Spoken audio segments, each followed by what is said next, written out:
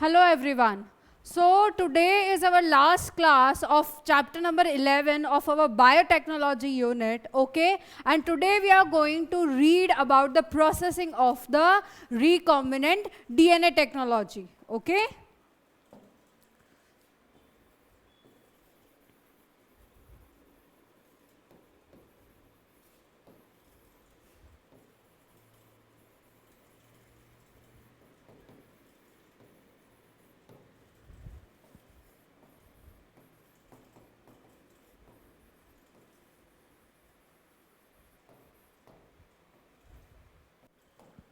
जितना बड़ा इस टॉपिक का नाम लग रहा है उतना ही ज़्यादा इजी ये टॉपिक है, ठीक है? इसमें ऐसा कुछ बहुत ज़्यादा तोप नहीं है जो हम पढ़ने वाले हैं, है ना? काफ़ी इजी और काफ़ी सिंपल सा टॉपिक है और उसमें वही सब आप समझ लीजिए कि हम वापस रिवाइज करेंगे जो हमने अभी तक पढ़ा है, ठीक है? जो हम अभी तक पढ़ चुके हैं बेसिकली हम वही वापस रिवाइज कर रहे हैं, ओके? अब सबसे पहले जब हम बेसिक स्टेप्स या मैंने जब आपको एक नॉर्मल स्टेप्स बताए थे कि एक डीएनए रिकॉम्बिनेंट डीएनए की जब हम बात करते हैं तो उसमें बेसिकली क्या चीज़ें नेसेसरी होती है, ठीक है? या मैं कहूँ कि क्या स्टेप्स इन्वॉल्व होते हैं, तो उसके बहुत एक जनरल स्टेप थे जो बताया था कि सबसे पहले तो हम क्या करेंगे कि एक डीएनए को आइसोलेट करेंगे, ठीक है? डिजायर्ड डीएनए को क्या करेंगे? आइसोलेट करेंगे and then we will select the desired gene on it, okay? उसको हम रेस्ट्रिक्शन एंडोन्यूक्लियस से फ्रेगमेंट कटवाएंगे वहाँ पे, ठीक है? फिर हम उसको आइसोलेट करेंगे, हम उस फ्रेगमेंटेड डीएनए को भी क्या करेंगे? आइसोलेट करेंगे through the process of the gel electrophoresis, ठीक है? उसके बाद हम क्या करेंगे? उसको वेक्टर डीएनए के साथ या वेक्टर प्लाज्मिड के साथ क्या करेंगे? हम उसको अटैच करेंगे या लाइगेट कराएंगे, ठीक है? Then we will transfer it to the host cell, okay? उसके अंदर it will replicate and give the product. तो ये क्या है? कुछ बेसिक स्टेप्स हैं किसके? डीएनए रिकॉम्बिनेशन के, ठीक है? रिकॉम्बिनेंट डीएनए बनाने के और राइट से, ठीक है? तो सबसे पहला अब हम प्रोसेस जो डिस्कस करेंगे that will be the isolation of the desired DNA, ठीक है? Isolation of the desired DNA. तो अब डिजायर्ड डीएनए हम आइसोलेट कैसे करेंगे? कब से हम ये बातें किए जा रहे हैं कि भाई सबसे पहले डिजायर्ड डीएनए को आइसोलेट करेंगे, फिर ये करेंगे, फिर वो करेंगे, लेकिन उसका आइसोलेशन करेंगे कैसे ये किसी ने नहीं बताया। डीएनए तो हमारा सेल है, ठीक है? उसकी एनिमल सेल है, तो एनिमल सेल की बात करते हैं, चलो, ठीक है? तो उसके अंदर क्या है? सेल मेम्ब्रेन है। सबसे पहले तो एनिमल सेल किससे एनक्लोज्ड होता है? सेल मेम्ब्रेन से। उसके अंदर न्यूक्लियर मेम्ब्रेन है और उसके अंदर डीएनए है। तो वो डिजायर्ड डीएनए हम बाहर कैसे निकाल रहे हैं और कैसे इतना सारा प्रोसेस कर रहे हैं? तो फॉर द डीएनए और to obtain the DNA we have to break the cell open, ठीक है? जो हमारा सेल है बंद है, उसके अंदर न्यूक्लियर मेम्ब्रेन है और उसके अंदर क्या है? डीएनए है, ठीक है? अब इस डीएनए को बाहर निकालने के लिए हमको इस मेम्ब्रेन को तोड़ना पड़ेगा, हमको इस मेम्ब्रेन को तोड़ना पड़ेगा। उसके बाद हम अंदर से क्या निकालेंगे? डीएनए निकालेंगे, ठीक है? तो अकॉर्डिंग टू दी या on the basis of what cell is we are taking or from which cell we are obtaining the DNA, हम उसमें क्या डालेंगे? कुछ एंजाइम डालेंगे, ठीक है? सपोज अगर फंगस सेल है, ठीक है? फंगाई है, ओके? तो उसकी जो मेम्ब्रेन है, ठीक है? फंगस की या फंगाई की जो मेम्ब्रेन है उसका जो मेजर कंपोनेंट है, जो भी मेजर कंपोनेंट है उसके अकॉर्डिंग क्या डालेंगे? हम उसमें एंजाइम डालेंगे। अगर फंगाई है तो हम उसमें काइटिनेज डालेंगे, ठीक है? अगर फंगस सेल है तो हम उसमें क्या डालेंगे? काइटिनेज डालेंगे, ओके? अगर बैक्टीरियल सेल है तो हम उसमें लाइजोजाइम डालेंगे। ये आप देखो, अगर बैक्टीरियल सेल है तो हम उसमें क्या डालेंगे? लाइजोजाइम डालेंगे, ठीक है? और यही अगर प्लांट सेल है तो हम उसमें क्या डाल रहे हैं? सेल्यूलेज डाल रहे हैं, ठीक है? तो बेसिकली हम क्या कर रहे हैं कि जो भी आप समझ लो, एक सीधी सी बात है, एक नॉर्मल सी बात है कि भाई जो मेम्ब्रेन है, ठीक है, जो मेम्ब्रेन वहां पे बनी हुई है सेल की, उसको अगर हमको तोड़ना है तो उसका जो मेजर कंपोनेंट होगा, ठीक है, हम उसके लिए एंजाइम डाल देते हैं, जो क्या करेगा, वो एंजाइम उस मेजर कंपोनेंट को डाइजेस्ट कर लेगा या उसका क्या करा देगा, लाइसिस करा लेगा। अगर अपन मेम्ब्रेन को ही तोड़ दें, जो मेजर कंपोनेंट है वही खा जाए, मतलब वो एंजाइम्स डाइजेस्ट कर ले उसको, तो मेम्ब्रेन पोरस हो जाएगी या ब्रेक डाउन हो जाएगा, फिर ये क्या हो जाएगी, टूट के ये डीएनए अपन बाहर निकाल सकते हैं। तो इसलिए अगर फंजाई है तो हम काइटिनेज डाल रहे हैं, ठीक है, अगर बैक्टीरिया है तो हम लाइसोजाइम डाल रहे हैं, ठीक है, अगर प्लांट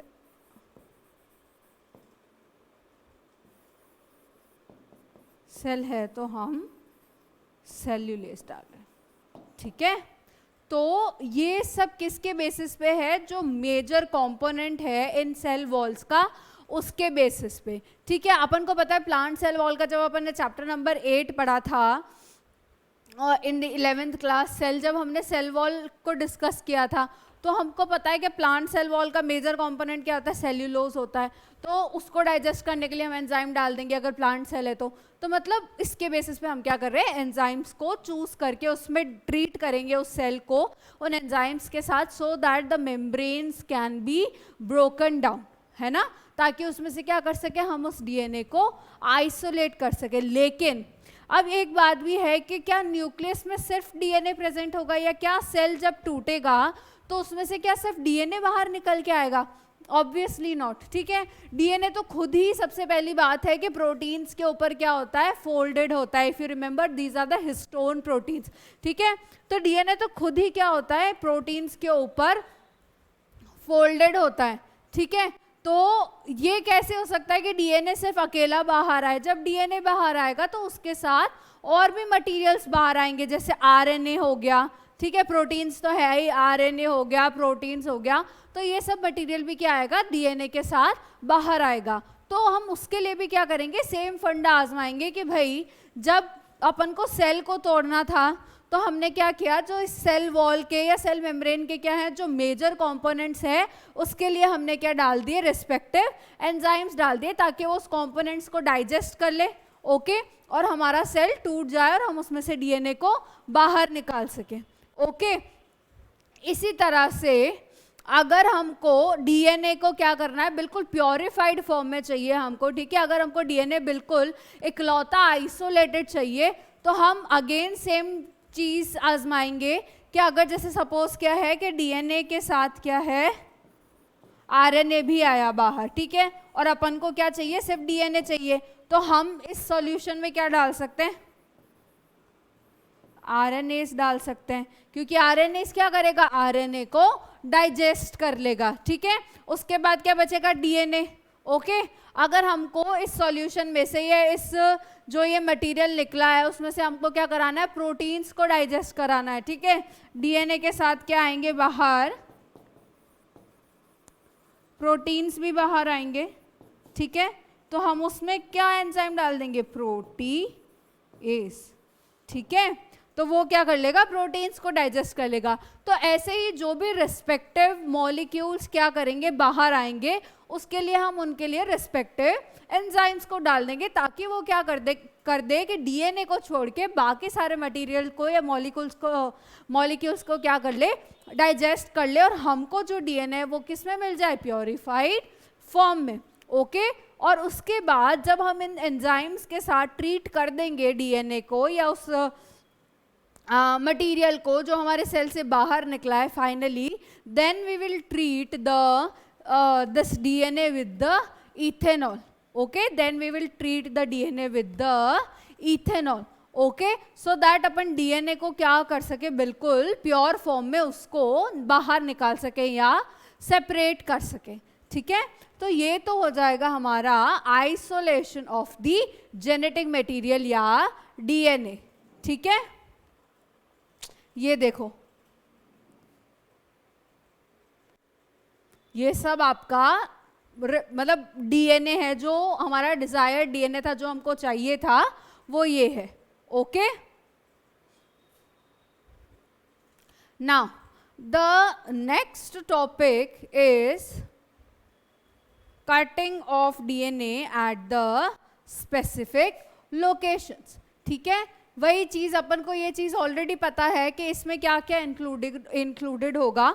कि जब हम डीएनए को, सबसे पहले जब हम डीएनए को आइसोलेट कर देते हैं, ठीक है, जब हमने डीएनए को आइसोलेट कर दिया तो नेक्स्ट काम हमको एनीवे क्या करना है कि जो हमारी डिजायर्ड लोकेशंस हैं, ठीक है, जो हमारा डिजायर्ड जीन है, हमको उस डीएनए फ्रेगमेंट को जिस पे हमारा डिजायर्ड जीन लोकेटेड है उसको हमको क्या करना है, अलग करना है. ठीक है, और उसमें हमारी हेल्प कौन करता है, द मॉलिक्यूलर सिजर्स और the restriction endonuclease. Okay, this enzyme called the restriction endonuclease cut between the DNA fragments. Okay, and it can give us the desired gene or the desired fragment of the DNA on which our desired gene is located.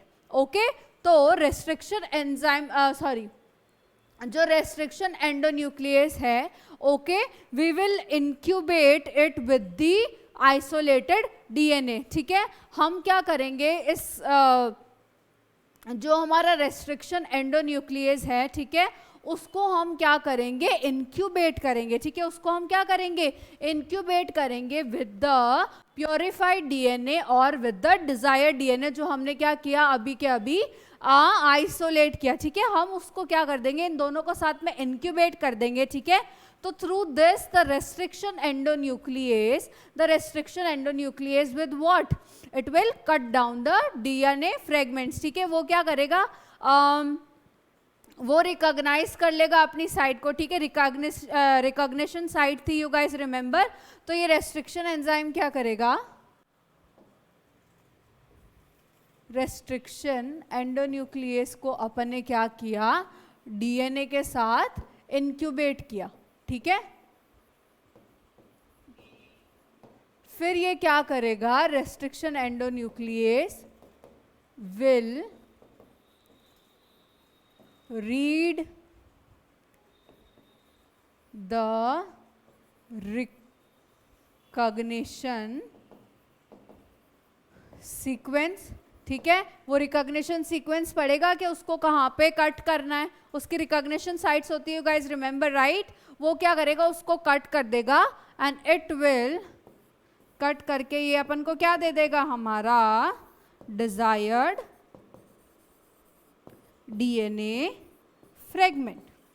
ठीक है, अब इस fragment को हम again वही बात है कि जेल इलेक्ट्रोफोरेसिस से क्या कर सकते हैं, आइसोलेट कर सकते हैं. ठीक है, और सिमिलरली हम क्या करा देंगे कि जो हमारा वेक्टर डीएनए, ठीक है, उसको भी हम रेस्ट्रिक्शन एंडोन्यूक्लियस से क्या कराते हैं, कट कराते हैं, so that the sticky ends that are formed after the DNA or the sites are cutted by the restriction endonuclease, वो क्या हो, सेम हो दोनों में, in the vector as well as in the desired DNA fragment. ठीक है, ताकि वो स्टिकी एंड्स क्या कर सके, एक दूसरे के साथ जुड़ सके. और वो जुड़ेंगे कब, जब वो प्लाज्मिड डीएनए या वेक्टर डीएनए और हमारा डिजायर्ड डीएनए किससे कटेड है, सेम रेस्ट्रिक्शन एंडोन्यूक्लियस से. ठीक है, तो हम रेस्ट्रिक्शन एंडोन्यूक्लियस से क्या कराएंगे, उस वेक्टर डीएनए को भी कटवाएंगे. ठीक है, और हम क्या करेंगे, डिजायर्ड डीएनए को भी उसी से कट करवाएंगे. ठीक है, ताकि जो स्टिकी एंड्स है वो एक दूसरे के साथ इजीली जुड़ सके. ठीक है, फिर हम क्या करेंगे, जैसे हमको डिजायर्ड डीएनए फ्रेगमेंट मिल गया, ओके, हम उसको क्या करेंगे, वेक्टर डीएनए जो कट वेक्टर है, ठीक है, वेक्टर डीएनए को उसके साथ क्या कर देंगे, मिक्स कर देंगे and then we will mix along the DNA ligase. ठीक है, इन दोनों के साथ हम क्या कर देंगे, डीएनए लाइगेस को भी मिक्स कर देंगे. ठीक है, ताकि ये डीएनए लाइगेस क्या करे, ये जो हमारा डिजायर डीएनए फ्रेगमेंट है उसको उस वेक्टर डीएनए के साथ क्या कर सके, लाइगेट कर सके या जोड़ सके, and it will finally form our recombinant DNA. Okay, ये हो जाएगा हमारा cutting of DNA at the specific locations में.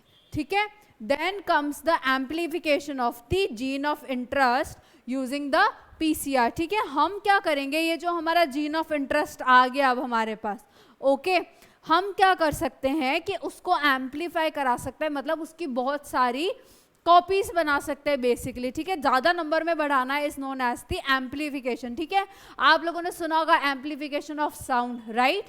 तो वैसे ही क्या कर सकते हैं हम, जैसे एम्पलीफिकेशन ऑफ साउंड होता है वैसे ही हम क्या करा सकते हैं, इन कॉपी को, ये जो हमारी डिजायर्ड डीएनए की कॉपी है उसको भी हम क्या करा सकते हैं, एम्पलीफाई करा सकते हैं। ठीक है, नंबर में बढ़ा सकते हैं, so that we can get more copies of the desired DNA. ठीक है, and for this process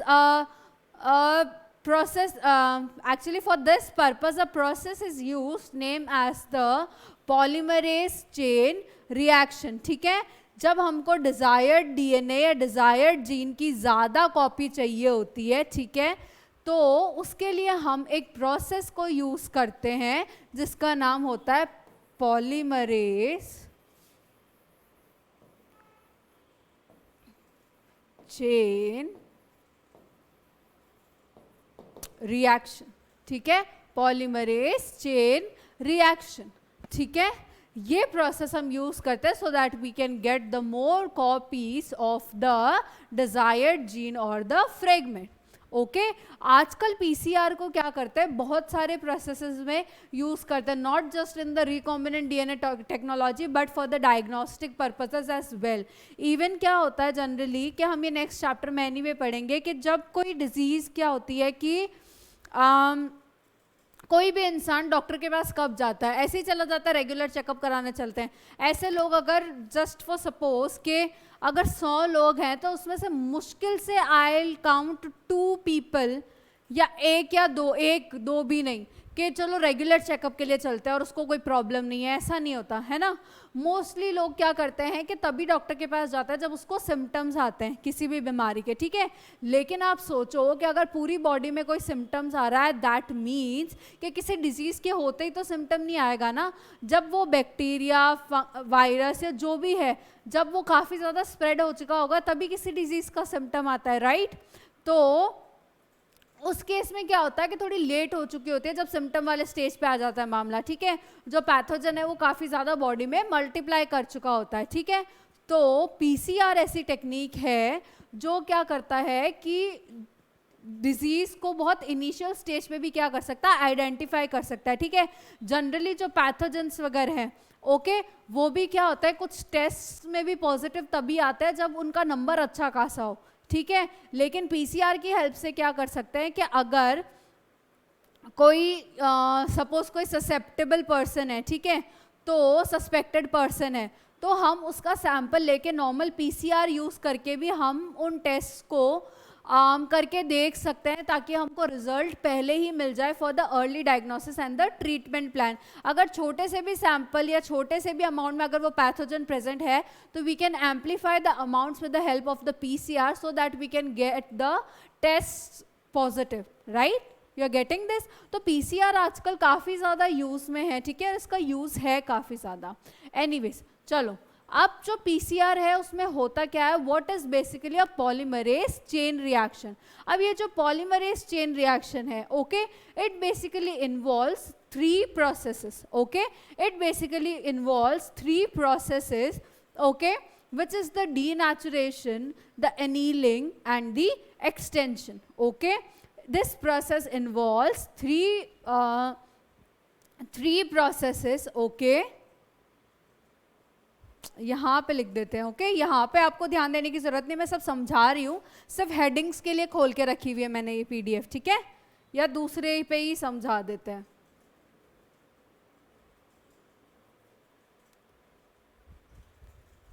चलो, इसमें क्या है, 3 प्रोसेसेस। सबसे पहला डीनेचुरेशन,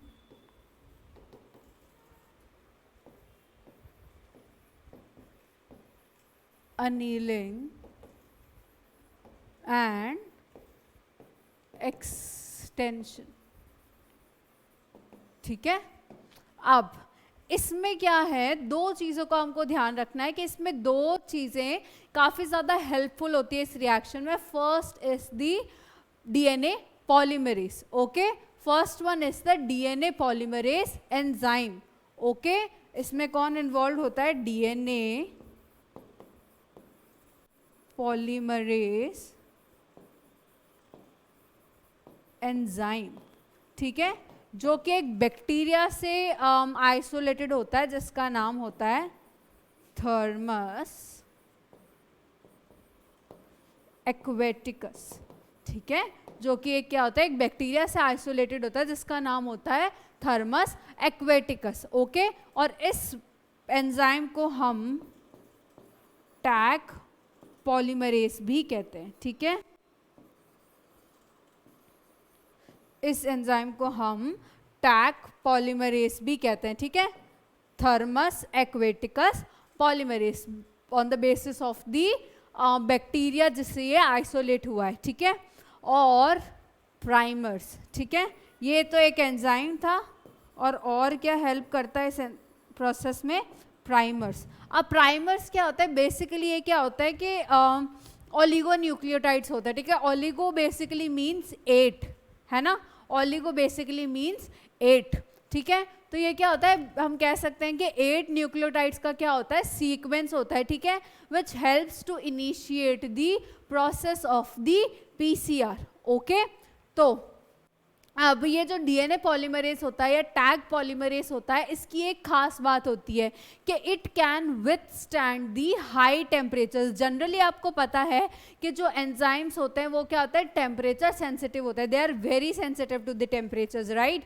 वो क्या करते हैं? एक पर्टिकुलर ऑप्टिमम टेम्परेचर पे अपना मैक्सिमम एक्टिविटी दिखाता है, उससे थोड़ा सा भी ऊंच नीच हुआ तो they will stop there activity. Okay, और हाई टेम्परेचर्स में तो एंजाइम्स काम कर ही नहीं सकते.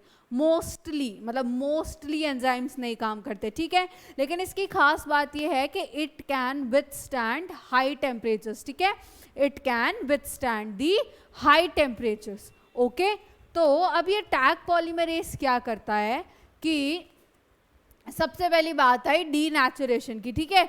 डीनेचुरेशन में क्या होता है कि भाई हमको पता है डीएनए फ्रेगमेंट क्या होता है? डबल स्ट्रैंडेड होता है, ठीक है. डीएनए फ्रेगमेंट क्या होता है? डबल स्ट्रैंडेड होता है. तो डीनेचुरेशन में क्या होता है कि these DNA fragments are separated from each other, ठीक है. These DNA fragments are separated from each other. Okay, in the annealing process, in the annealing the primers are added, ठीक है. in the annealing process the primers are added. Okay, इसमें क्या add हो जाता है? Primers add हो जाता है. ओके, तो एनिलिंग में क्या हो जाता है? The primers are added to this DNA templates. Okay, and in the final step that is the extension, ठीक है. तो आपको पता है डीएनए पॉलीमरेज का काम क्या होता है? तो डीएनए पॉलीमरेज बस अपना काम करता है, जो न्यूक्लियोटाइड्स है उनको क्या करता है? एक्सटेंड करता है. इन प्राइमर्स को बेसिकली क्या कर देता है? एक्सटेंड कर देता है, ठीक है. तो यहाँ ये क्या बन जाते हैं? 2 डबल स्ट्रैंडेड डीएनए बन जाते हैं, ठीक है. This process if not interrupted can make around 1 billion of copies. Okay, तो इतनी सारी कॉपीज क्या हो सकती है? इस प्रोसेस से हम कॉपी कर सकते हैं, ठीक है. इतनी सारी प्रोसेस हम बना सकते हैं ओवर 30 साइकिल्स, ठीक है. 30 साइकिल्स भी हो जाए ना इस प्रोसेस की, तो it can create up to 1 billion copies, ठीक है. अगर 30 साइकिल्स भी हो जाए तो it can create up to 1 billion copies of this desired DNA, ठीक है. डीनेचुरेशन हुआ, इसका डबल स्ट्रैंडेड डीएनए कहाँ पे बदला? सिंगल स्ट्रैंडेड में with the help of the heat. यहाँ पे क्या हो गए? प्राइमर्स ऐड हो गए, ठीक है. यहाँ पे क्या हो गए? प्राइमर्स ऐड हो गए, ठीक है. 3 एंड पे हो रहे हैं प्राइमर्स ऐड. ओके, 3 एंड पे हमेशा क्या हो रहे हैं? प्राइमर्स ऐड हो रहे हैं अपने. ओके, उसके बाद टैग पॉलीमरेज गया और डीऑक्सी न्यूक्लियोटाइड्स गए. ओके, तो ये प्राइमर्स को क्या करता गया? टैग पॉलीमरेज इनको एक्सटेंड करता गया और यहाँ पे क्या बना दिए इसने? डबल स्ट्रैंडेड डीएनए बना दिए, ठीक है. तो 30 साइकिल्स तक में भी ये प्रोसेस क्या कर सकता है? ऑलमोस्ट 1 बिलियन कॉपी बना सकता है, ठीक है. तो बेसिकली ये क्या प्रोसेस था के amplification of the desired gene, ठीक है। और पीसीआर मैंने आपको बता दिया कि कितनी ज्यादा इंपॉर्टेंस का आजकल है ना। चलो, the next step is the insertion of the recombinant DNA into the host. Simple सी बात है, जब हमने रेस्ट्रिक्शन एंडोन्यूक्लियस से डीएनए फ्रेगमेंट, हमारा डिजायर्ड जीन या डीएनए फ्रेगमेंट को जब हमने कट करा लिया, तो नेक्स्ट स्टेप क्या आता है कि हम उसको वेक्टर के साथ लाइगेट करा देंगे, वो भी हमने करा दिया। Next step is what, we have to introduce into the host cell, okay. So we know already that we have, in order to do this thing or in order to perform this step, we have to first make the cell competent, ठीक है। We have to make the cell competent, ठीक है, ताकि क्या कर पाए, वो इस recombinant DNA को easily take up कर पाए। उसके प्रोसेस हम ऑलरेडी पढ़ चुके हैं, okay. Bioelectric guns, divalent cation के साथ ट्रीट करना, ठीक है। जब सेल कॉम्पिटेंट बन जाए तो we can insert the recombinant DNA into the cell, okay. और उसके बाद क्या बात आती है कि भाई that recombinant gene should also act as a selectable marker. Now what is a selectable marker again, कि इट इज अ मार्कर और it is a gene or anything which basically helps us to differentiate between the recombinant cells and the non-recombinant cells, or the transformed cells or the non-transformed cell. Here a example has been given of a E. coli, ठीक है, कि यहाँ पे क्या होता है कि antibiotic resistant gene हम क्या कर रहे हैं, ई कोलाई में डाल रहे हैं। और कौन से एंटीबायोटिक से रेजिस्टेंट है, एम्पिसिलिन, ठीक है। तो अब अगर हम जो रिकॉम्बिनेंट सेल्स हैं, ठीक है, मतलब जिसमें हमने क्या कर दिया, डीएनए को इंजेक्ट कर दिया, रिकॉम्बिनेंट जीन को इंजेक्ट कर दिया। जीन कौन सा इंजेक्ट हो रहा है ई कोलाई में, सारों में एम्पिसिलिन रेजिस्टेंट जीन, ठीक है। तो अब जो में प्रोसेस मतलब सक्सेसफुल हो गया जिनमें प्रोसेस रिकॉम्बिनेशन का, कि भाई अब ये जीन क्या कर रहा है, रेप्लिकेट कर रहा है, ठीक है, और सही से क्या हो गया, इंसर्ट हो गया है। तो वो तो कौन से हो जाएंगे, रिकॉम्बिनेंट सेल्स या ट्रांसफॉर्म्ड सेल्स, ठीक है। और वो सेल्स अब क्या करेंगे, अगर हम उनको एम्पिसिलिन मीडिया पे, एम्पिसिलिन कंटेनिंग मीडिया पे अगर ग्रो कराएंगे तो क्या वो ग्रो करेंगे, नहीं करेंगे, क्योंकि उनमें क्या है, एम्पिसिलिन रेजिस्टेंट जीन है, ठीक है। तो वो जो रिकॉम्बिनेंट मॉलिक्यूल्स होंगे, जो रिकॉम्बिनेंट बैक्टीरियाज होंगे, वो उस पर ग्रो कर जाएंगे एम्पिसिलिन कंटेनिंग मीडिया पे, क्योंकि उसमें एम्पिसिलिन रेजिस्टेंट जीन है, ठीक है। तो एम्पिसिलिन रेजिस्टेंट जीन है, मतलब वो एम्पिसिलिन से नहीं मरेंगे, वो उस पर ग्रो कर सकते हैं, वो उसके लिए रेजिस्टेंट है, ठीक है। मतलब ये तो क्या हो गए, हमारे रिकॉम्बिनेंट सेल्स हो गए, ओके, कि भाई ये ट्रांसफॉर्म हो गए। लेकिन जो सेल्स अच्छे से ट्रांसफॉर्म नहीं हुए, वो वो एम्पिसिलिन कंटेनिंग मीडिया पे ग्रो नहीं कर पाएंगे, क्योंकि उनमें एम्पिसिलिन रेजिस्टेंट जीन सही से ट्रांसफॉर्म अंदर नहीं हो पाया है, ठीक है। इसलिए वो एम्पिसिलिन से रेजिस्टेंट भी नहीं है। तो these bacteria will die because of the penicillin and they won't be growing on that media, ठीक है। तो इस केस में जो एम्पिसिलिन रेजिस्टेंट जीन है, ठीक है, इस केस में जो एम्पिसिलिन रेजिस्टेंट जीन है, it is acting as a selectable marker because it is helping us to differentiate between the recombinant and the non-recombinant cells or the bacteria, okay। समझ आ रही है कोई चीज, एम्पिसिलिन रेजिस्टेंट जीन हमने bacteria के अंदर insert किया, ठीक है, एम्पिसिलिन रेजिस्टेंट जीन, ओके। अगर वो सक्सेसफुली बैक्टीरिया के अंदर इंसर्ट हो गया है बिना किसी प्रॉब्लम के, तो अब अगर हम उन बैक्टीरियाज को एम्पिसिलिन मीडिया पे ग्रो करेंगे तो वो ग्रो हो जाएंगे, वो मरेंगे नहीं, क्योंकि उनके पास एम्पिसिलिन रेजिस्टेंट जीन है, मतलब वो एम्पिसिलिन से नहीं मरेंगे, वो उसको रेजिस्ट कर लेंगे, ओके। लेकिन वही अगर जो नॉन ट्रांसफॉर्म्ड या नॉन रिकॉम्बिनेंट बैक्टीरियाज है, उनको अगर अपन एम्पिसिलिन कंटेनिंग मीडिया पे ग्रो कराएंगे तो वो ग्रो नहीं करेंगे, दे विल डाई बिकॉज उनमें एम्पिसिलिन रेजिस्टेंट जीन नहीं है। तो here the ampicillin resistant gene is acting as a selectable marker, क्योंकि ये हमको बता रहा है, डिफरेंशिएट करने में हेल्प कर रहा है कि भाई कौन से सेल्स या कौन से बैक्टीरिया ट्रांसफॉर्म्ड है और कौन से सेल्स और कौन से बैक्टीरिया ट्रांसफॉर्म नहीं है, okay. Now this the next topic is obtaining the foreign gene product। अब हम ये जो कुछ भी कर रहे हैं, ठीक है, हमने अभी तक जो कुछ भी किया, चाहे सेल्स को हमने डीएनए को आइसोलेट किया, रेस्ट्रिक्शन एंडोन्यूक्लियस यूज किए, पीसीआर यूज किया, होस्ट ऑर्गेनिज्म में डीएनए को इंसर्ट कराया, ये सब हम क्यों कर रहे हैं? लालच के बिना तो हम कोई काम करते ही नहीं, सबको पता है, ठीक है। तो हमको कुछ ना कुछ तो काम है ना, हमको क्या चाहिए, उससे कुछ तो प्रोडक्ट चाहिए, ओके। इसलिए हमने क्या कराया, ये सारा काम, इतना सारा प्रोसेस किया, ओके। तो अब हमको क्या करना है, उस प्रोडक्ट को ऑब्टेन करना है। एंड वी ऑल नो कि अगर हमको किसी भी कुछ भी चीज एक्सप्रेस करानी है, ठीक है, सिर्फ जीन डालने से तो सब कुछ नहीं हो जाता ना। In order to get that gene expressed, उसका प्रोटीन भी बनना चाहिए।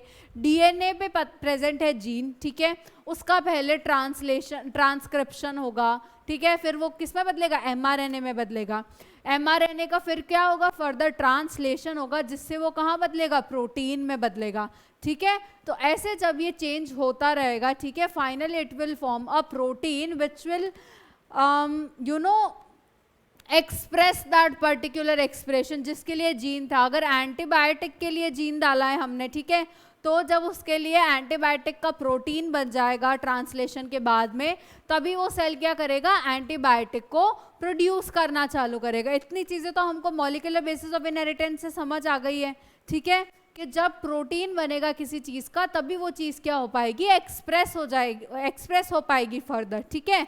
तो अब हमको क्या करना है, बेसिकली इस ये जो हमारा रिकॉम्बिनेंट डीएनए है, जो हमने होस्ट सेल्स में क्या किया है, इंसर्ट किया है, उसका हमको क्या चाहिए, प्रोटीन चाहिए, ताकि हमारा जो डिजायर्ड जीन है, जिसके लिए हमने इतना ज़्यादा प्रोसेस किया है, ठीक है, वो हमको चीज़ मिल पाए। एंड जो प्रोटीन अपने हेटेरोलोगस होस्ट में मिलता है, मतलब जो रिकॉम्बिनेंट डीएनए से जो प्रोटीन बन रहा है, ठीक है, होस्ट सेल में, उसको हम क्या बोलते हैं, रिकॉम्बिनेंट प्रोटीन, ठीक है। जो प्रोटीन रिकॉम्बिनेंट डीएनए से बन रहा है, ठीक है, इन अ हेटेरोलोगस होस्ट, और I would say in the host cell, उसको हम क्या बोलते हैं, रिकॉम्बिनेंट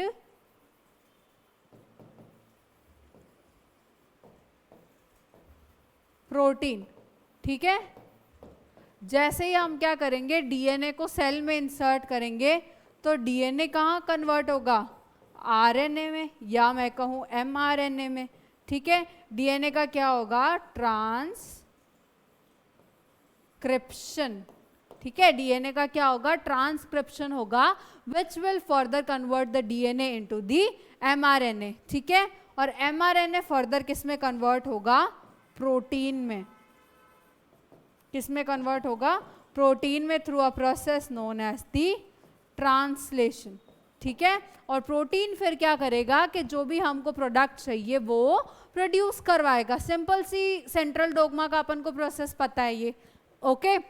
तो ये जो प्रोटीन जो रिकॉम्बिनेंट डीएनए से प्रोड्यूस हो रहा है ना होस्ट सेल, इसको हम क्या बोलते हैं, रिकॉम्बिनेंट प्रोटीन, ठीक है। अब इसके लिए हमको क्या करना है कि भाई हमने जो डीएनए था, ओके, उसको होस्ट सेल के अंदर क्या कर दिया, इंसर्ट कर दिया, ठीक है। फिर एमआरएनए बना उसका, फिर प्रोटीन बना। अब इस प्रोसेस को अपन लार्जर अगर मैं कहूँ स्केल पे प्रोडक्शन कराना चाहता है, स्मॉल अमाउंट से तो हमारा काम नहीं चलेगा ना, लार्जर स्केल प्रोडक्शन चाहिए।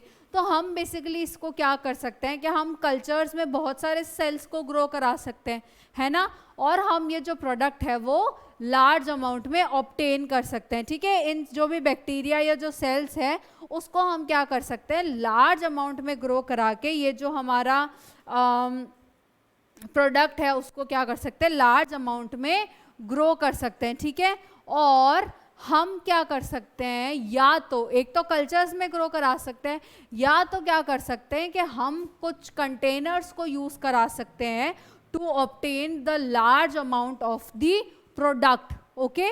To obtain the large amount of our desired product, we can also use some containers known as the bioreactors, ठीक है, known as the bioreactors, okay.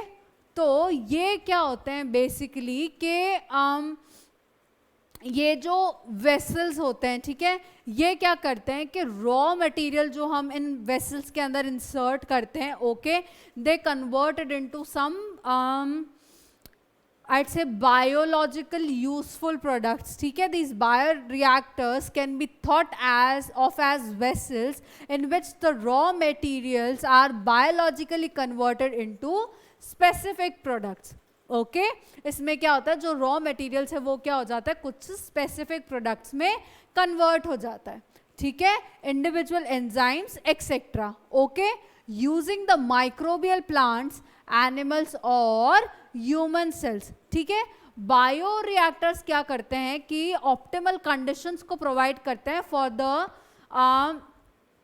Products. ठीक है, ये क्या करते हैं कि ऑप्टिमल कंडीशंस को क्या करते हैं, मतलब प्रोवाइड करते हैं for the production of our desired products. ठीक है, ये क्या करते हैं कि temperature, optimum temperature, pH, vitamins, oxygen सब क्या करते हैं, प्रोवाइड करते हैं, so that the maximum production can happen, है ना, so that the maximum production can happen. अब इसमें भी क्या होते हैं कि दो तरह के बायोरिएक्टर्स होते हैं. ठीक है, एक तो है सिंपल स्टर्ड टैंक बायोरिएक्टर, ठीक है, और एक क्या हो जाएगा, स्पार्ज्ड स्टर्ड टैंक बायोरिएक्टर्स. ठीक है, अब इसमें क्या हो रहा है बेसिकली कि यहाँ पे आपके स्टर्ड रिएक्टर के बारे में लिखा हुआ है. ठीक है, ये क्या है कि एक सिलेंड्रिकल रिएक्टर है. ठीक है, एक सिलेंड्रिकल बायोरिएक्टर है, ओके, जो जिसमें क्या है कि एक कर्व्ड बेस है. ठीक है, जिसमें क्या है, एक कर्व्ड बेस है,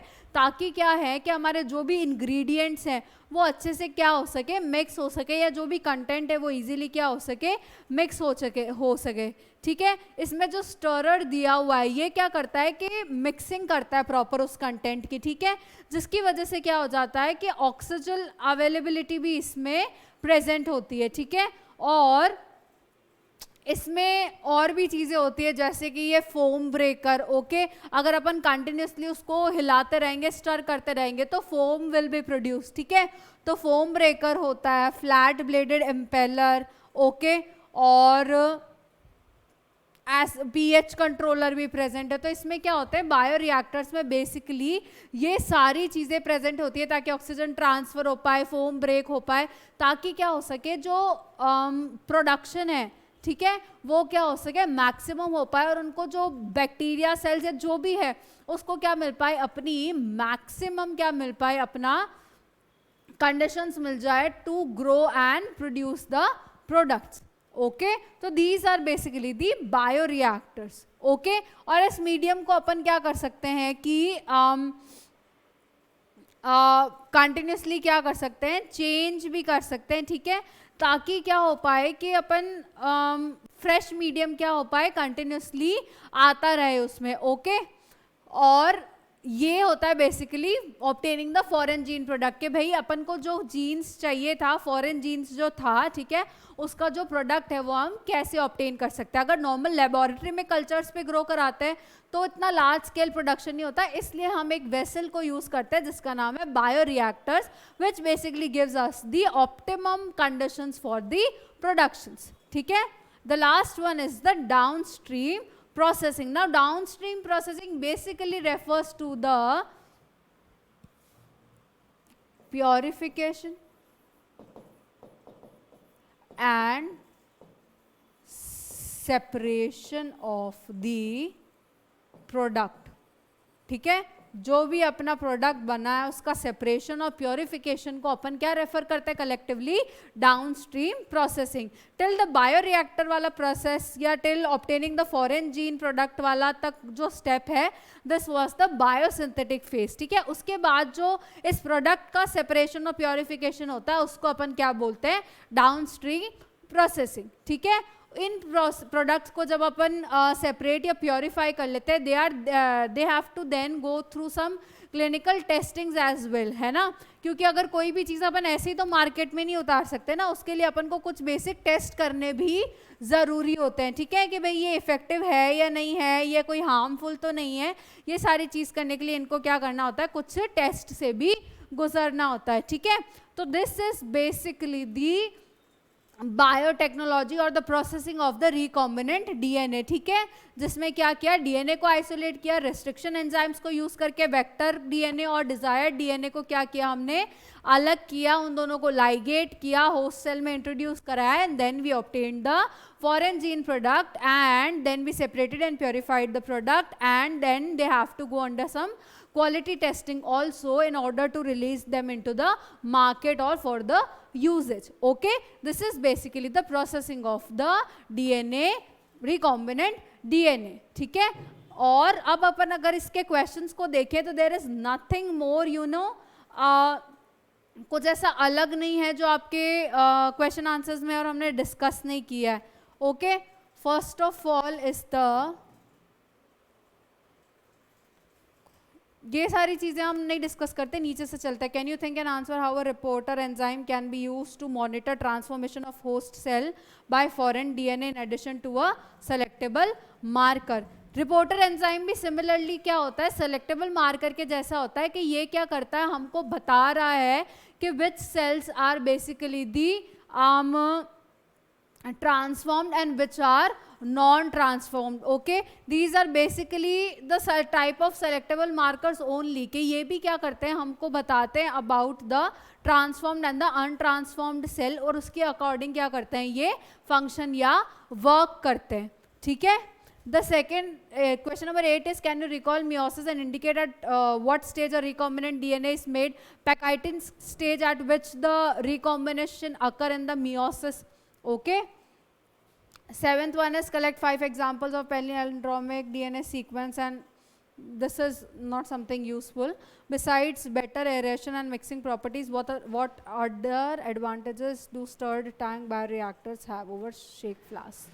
अगेन वही चीज़ है कि लार्ज स्केल प्रोडक्शन होता है, ठीक है, जो शेक फ्लास्क होते हैं उसके कंपैरिजन में बायोरिएक्टर्स जो हैं वो सारे क्या होते हैं, ऑप्टिमम कंडीशंस को प्रोवाइड करते हैं, सबसे बड़ी बात. और जो दूसरा एडवांटेज है सबसे बड़ा, वो क्या होता है कि लार्ज स्केल प्रोडक्शंस को क्या करते हैं, बायोरिएक्टर्स अलाउ करते हैं. ठीक है. The next is, do eukaryotic cells have restriction endonucleases? Justify your answers. Okay, they do not have basically the eukaryotic cells. okay, उनमें क्या हो जाता है कि DNA का क्या हो जाता है, मिथाइलेशन हो जाता है. okay, so it basically protects the DNA from this restriction endonucleases there. okay, the next one is, what would be the molar concentration of human DNA in a human cell? Consult your teacher.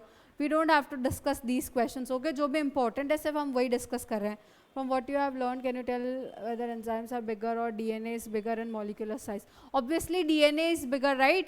अपने कितने सारे genes होते हैं और कितनी सारी चीज़ें code होती है, हर चीज़ के लिए कोई ना कोई जीन क्या कर रहा है, कोड कर रहा है. तो डेफिनेटली जो हमारा DNA है वो एंजाइम से बिगर ही होता है. ओके, और बाकी जो भी है वो इतना कुछ काम का नहीं है. ठीक है, तो जो बेसिक चीज़ें हैं वो हम ऑलरेडी डिस्कस कर चुके हैं इस चैप्टर से, जो भी आपके आ सकती हैं एग्जाम्स में. Okay, we have discuss the whole chapter. In the next class we will start the new chapter. Okay, thank you.